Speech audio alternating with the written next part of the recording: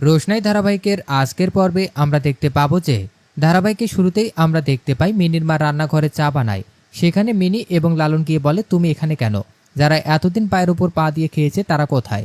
তখন মিনির মা বলে, ওরা তো কোনোদিন রান্নাঘরে আসেনি, আর রান্নাটা ওরা করতেও পারে না।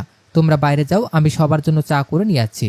তখন লালন বলে, মা, আপনি তো এতদিন অনেক কাজ করেছেন, আপনাকে কেউ সাহায্য করতে আসেনি, আপনাকে আর কাজ করতে হবে না। এরপর লালন জোর করে তার শাশুড়িকে রান্নাঘর থেকে নিয়ে আসে। মিনি তার মেজো কাকিকে বলে রান্নাটা করতে। এদিকে মেজো কাকি রান্নাঘরে গিয়ে গ্যাস কিভাবে বন্ধ করতে হয় সেটা জানে না। মিনিকে বলে গ্যাস অফ করে দিতে। এদিকে আমরা দেখতে পাই মিনির মা সবাইকে বলে, মেজো তো কখনো রান্নাঘরে যায়নি, আমি গিয়ে দেখে আসি কি করছে, যদি কোনো কাণ্ড করে বসে। একটু পরে মেজো কাকি এবং মিনি চা করে আনে, কিন্তু ছোট কাকা বলে ঠান্ডা হয়ে তুমি আবার চা করে আনো। তখন মিনি বলে, আমার খিদে লাগছে, তুমি একবারে জল খাবারও করবে। এভাবে পরপর 3বার চা করতে বলে। একটু পরে লালনের কল আসে। লালন বলে, ছোট কাকা, আমার একটু কাজ পড়ে গেছে, আমি আছি, তুমি এই দিকে একটু দেখো যেন সবাই সবটা করে। ছোট কাকা বলে, তুই চিন্তা করিস না, আমি সব দেখে নেব, তুই যা। পরের সিনে আমরা ডক্টর আয়ুষের বাড়িতে দেখতে পাই। আয়ুষের মা তার বাবাকে বলে ছোট ছেলে বাড়িতে আসাতে রমেশ এবং দীনেশকে আনতে যেতে বলে, কিন্তু তারা উত্তর দেয় প্লেনে করে আসার রাস্তা নাকি তারা চেনে না। এদিকে আয়ুষ ওখানে এমন একটা কাণ্ড করে বসলো। এদিকে আমরা রান্নাঘরে দেখতে পাই সেখানে আয়ুষের মেজ বৌদি এবং বড় বৌদিকে বলে, আমেরিকা থেকে আসা বউ কি আমাদের সাথে কথা বলবে? আমরা গ্রামের মেয়ে, ইংরেজি বলতে পারি না, যদি তখন ওই মেয়েটা আমাদের সাথে ইংরেজিতে কথা বলে আমরা তো বলতেই পারবো না, তখন আমাদের কি অপমানটাই না হবে।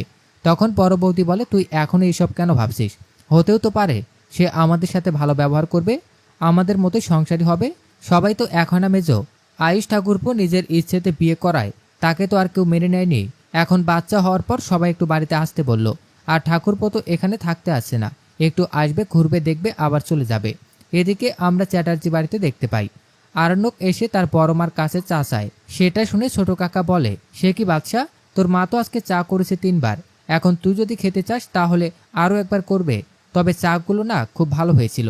কিছুক্ষণ পরে সেখানে আমরা জাহ্নবী এবং রাজাকে দেখতে পাই। একটু পরে লালন বলে, রাজাদা, আপনি এখানে কেন? আপনার না বাজার করতে যাওয়ার কথা?